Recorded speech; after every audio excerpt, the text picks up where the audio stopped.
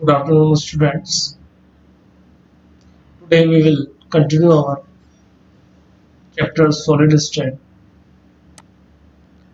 This is your part fifth and last part of this chapter. Today we discuss about different behavior of matter or material. First, see how many types of material are there on the basis of their conductivity. So, on the basis of conductivity, there are three different kind of materials are there. One is conductor, semiconductor, and insulators. Conductor like copper, silver, gold, platinum. Semiconductors like silicon, germanium, and other five. That means total semiconductors in nature are seven. Next is insulator like wood, rubber, plastic, glass, quartz. These are the materials which are falling into category of insulator. In this table, there is conductivity range is already given. You can see the maximum conductivity range is of conductor, and this is least for the insulator, that is 10 to the power minus 10 to 10 to the power minus 20 ohm inverse and meter inverse. The things to be remembered is the unit of conductivity range and the conductivity.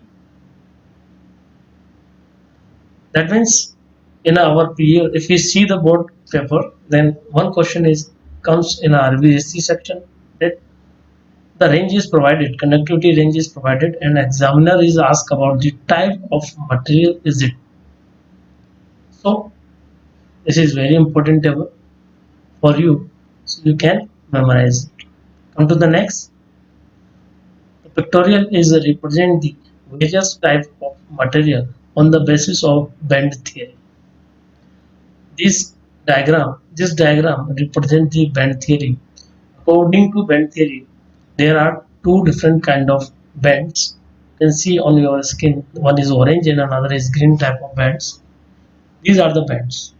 Basically, one is valence band and another is conduction band. If material allow its electron to jump from valence band to conduction band, then material is said to be conductive.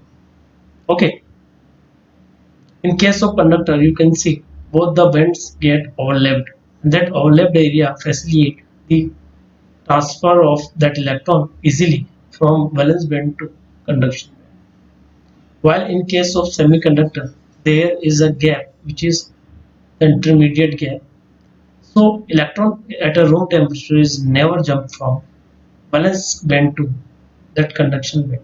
But at higher temperature, that electron is jump from valence band to conduction band. That's why they use in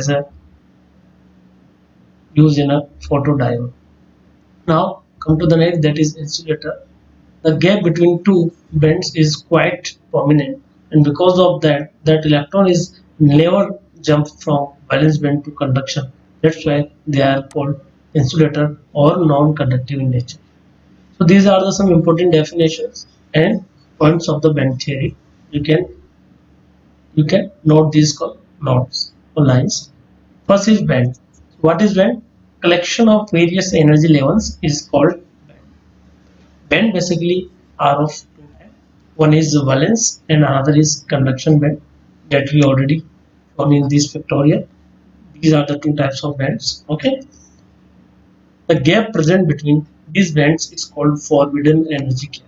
You can see here, if we see the forbidden energy gap, that is maximum in case of insulator, while it is least in case of what? Semiconductor.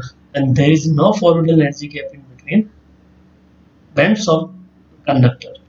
So the gap present between bands called forbidden energy. If the electron jump from valence to conduction band, then a material is said to be conductor. If it does not do so, then material is insulator. Okay, come to the next. Different type of material on the basis of their magnetic behavior. Okay, these are the some circles which is shown in your picture. These circles represent a single atoms. Single atom is behave as a tiny magnet that is called domains. That is called domains. If there is no external magnetic field, then their domains, that means atoms are orient in a different direction, in random directions. Okay, you can see that arrow in that direction, that arrow in that direction. That is the normal solids. Okay, and this different kind of material are decided by the different behavior when that normal solid is bring in external magnetic field. At that time, the behavior in response to external magnetic field, they decide what kind of matter is it. So material on the basis of their magnetic behavior in presence of external magnetic field classified as five types. These are diamagnetic, paramagnetic, ferromagnetic, antiferromagnetic, and ferrimagnetic. Okay, we have to define each and every type of material. We also provide the examples in a tabular form. Okay, so you can easily gain the knowledge. Okay, this is all are about the magnetic material. But there is a question arises in our mind from where the magnetic behavior is comes in inside the atom. Okay, so the answer is that electron inside the atom do different two different kind of rotations or motion. One is angular motion around the uh, nucleus, and second one is spin on its own axis, that is called spin rotation. Because of this orbital motion and spin motion, atom develop magnetic behavior and become act as a tiny magnet that later called domains. If we see the magnetic material, if we try to define this diamagnetic material, then what we say that those substances which weakly repel by external magnetic field. Okay, external magnetic field direction is from top to bottom, while these are directed in opposite direction. Not all domains. Some of the domains are directed opposite to the direction of external magnetic field. That's why we say that if those material in which those material which partially or weakly repel the external magnetic field. While in case of paramagnetic, those material which partially attract, that means they lie in a same direction of external magnetic. That's why they are supportive in nature. So paramagnetic material, we can say those material which support or which are weakly attracted by external magnetic field, then they are called paramagnetic material. For ferromagnetic materials, those material which are strongly, we call it strongly, because they all the domains, that means 100% domains are aligned to the direction of external magnetic field. Next term is anti-ferromagnetic material. That means the domains of a substance align if the domains of substance align equally parallel and anti-parallel to the external magnetic field, then they are called anti-ferromagnetic type of material. Come to the next type of magnetic material, that is ferromagnetic. In case of ferromagnetic, domains are aligned unequally parallel or anti-parallel. These are anti-parallel. These two domains are anti-parallel. This single domain is parallel. These two. So if the domains are aligned parallel and anti-parallel to the external magnetic field, then they are called ferromagnetic. Okay, now have a look on the examples of these different kind of material that can be asked in your examination. One is diamagnetic, that is copper, gold, antimony, bismuth, mercury, quartz, water, alcohol, air, and dihydrogen. Water, quartz, benzene is also there as the diamagnetic material. I am not included in this example. You can also add. Next is paramagnetic type of material. You can see here mostly diamagnetic materials are never possess any unpaired electron in their valence shell, while paramagnetic material possess 1 to 5 unpaired electron in their outermost outermost valence shell. For example, aluminum, calcium, platinum, manganese, niobium, lithium, sodium, on glass, oxygen. Is an interesting fact about the oxygen is that oxygen is paramagnetic according to molecular orbital theory, which we talk later about it in the chapter number 4, that is chemical bonding. Okay, we will explain it separately. Next is ferromagnetic type of material. Iron, Fe, Coni, that means iron, cobalt, nickel, and magnetite, ore of the iron, that is magnetite. So iron, cobalt, and nickel are strongly attracted by external magnetic field. Because of that property, ferromagnetic materials are used to prepare permanent magnet. That is very important question. Next is anti-ferromagnetic material, that is iron manganese type of compounds, and nickel oxides of nickel are anti-ferromagnetic type. Next is ferromagnetic type of material. So the family of ferrites and garnets. Garnets are the examples of this ferromagnetic type of material. Come to the next.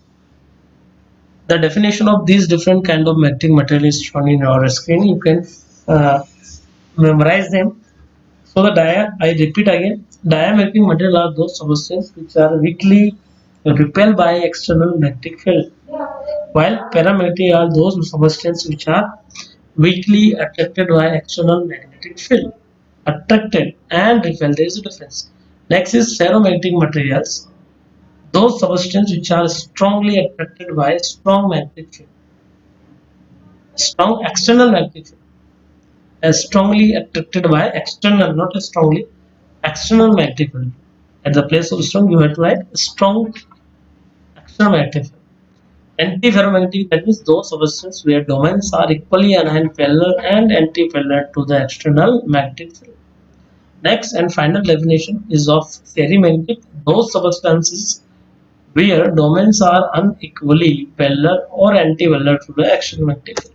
These are the definitions. Come to the next topic, that is semiconductor. Semi means half conductor. That means they are sometimes used as a conductor, sometimes used as an insulator.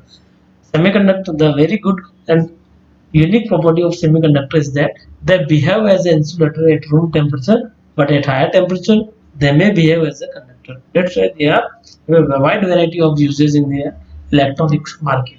So natural semiconductors are having very low conductivity range, and because of that we have to dope it with different elements of group 13 and 15, and because of the semiconductor which obtain after doping is called extrinsic or dope type of semiconductor. So basically semiconductors are classified basically into two categories. One is natural or intrinsic type of semiconductors. Suppose silicon and germanium is obtained from earth. That means they are natural. And to increase their conductivity, we add some impurity. The process of adding impurity is called doping. Okay, so they are called doped semiconductor or extrinsic type of semiconductor or semi semi artificial type of semiconductor. And these are of two type. One is p type and n type. Depends on the type of impurity that along with them. That means whether the impurity of group 13 or group 15. So you can see here different kind of semiconductor. Semiconductor are basically two types. One is intrinsic and another is extrinsic type of semiconductor. Intrinsic are somewhat called natural, while extrinsic semiconductors are obtained after doping. So doped semiconductor or extrinsic type of semiconductors are of two type. One is p type and n type. Okay, what is the necessity for the doping? So the necessity for the doping is to increase the conductivity range of semiconductor. Okay, come to the next. Shown on your screen, you can see we see the atoms of silicon are there, and out of this there is an aluminum atom is there. That some of the p type of semiconductors are obtained when naturally occurring semiconductors are doped with the impurity of group 13 elements such as aluminum. Aluminum is a Elements which belongs to group number 13 having valence electron 3 that are shown by that different color. Why silicon has a 4 valence electron? Because it belongs to 14 group. Okay, so you can see here there is a miss valence electron that is called hole. Hole is created, and these holes increase the conductivity of p type of semiconductor. While in case of n-type, n-type of extrinsic semiconductors are obtained if natural semiconductors are doped with the impurities belongs to group number 15, and because of that 15 group, their valence electrons are 5, 1, 2, 3, 4, and 5. One extra electron is responsible for its high conductivity range. So the difference between p-type and n-type is always asked in your examination. So you have to memorize the difference. The first difference is from its definition. Formed when an intrinsic type of semiconductors doped with the impurities of group 13 elements. While in case of n-type, formed when an intrinsic semiconductors doped with the impurities of group 15 elements. These are electron deficient that we already discussed because of replacement of tetravalent element with the trivalent elements. They become electron deficient. While in that type of n-type of semiconductor, they are electron rich because there is a replacement of tetra atomic element with the pentaatomic valence element. Okay, because of that, they are electron rich in behavior. Come to the next. Last difference, holes are charge carriers. In p type of semiconductor, there are holes which are the charge carrier and responsible for conductivity, while in case of n type, free electrons will be the charge carrier. On to the next. We can see here in group number 14 there are two semiconductor, one is silicon and germanium. They are naturally occurring or intrinsic type of semiconductor. While in case of group 13, boron, aluminium, gallium, indium and thallium, if elements of group 13 are doped with the 14 group element, then we obtain p type of semiconductor, and if the doping of 14 with the 15 group takes place, then it is called n type of semiconductor. Okay, so this all are about the today lecture. This is your worksheet, so you have to complete the worksheet. I already provided the answers. If you got some difficulty, you can write in our comments on YouTube channel. What is band? I already discussed it. Name the type of semiconductor formed if silicon is dropped with the arsenic, that is P, no, not N type of semiconductor is there. So name the type of semiconductor. This is very good question that always seen in your examination. Okay, it is 1 mark question basically. So name the type of semiconductor formed if silicon is dropped with the arsenic. That would be N type of semiconductor. Because silicon is the intrinsic type of semiconductor that is natural, and arsenic belongs to group number 15. Next, define forbidden energy gap. The energy gap between conduction and valence band. Come to the next. P type of semiconductors are electron, what? Guess, electron rich or deficient. P type of semiconductors are electron deficient, while N type of semiconductors are electron rich. Next question number 5. Ferromagnetic material are used to prepare permanent magnet because they are strongly attracted by external magnetic field, because their domains are 100% aligned in the direction of external magnetic field. That is the answer. Question number 6. Define followings and give 2 examples of each. You can easily attempt this question. Come to the question number 7. What is responsible for the magnetic behavior of the material? So what kind of rotation are responsible for the magnetic behavior of a material? These are rotational and spin rotation. And angular, that is orbital rotation and spin rotation. Next is question number 8. What is the unit of conductivity? So the conductivity unit is ohm inverse and meter inverse. Okay. This is all about today lecture. It's over now. Okay, have a nice day. We will talk about the next chapter tomorrow.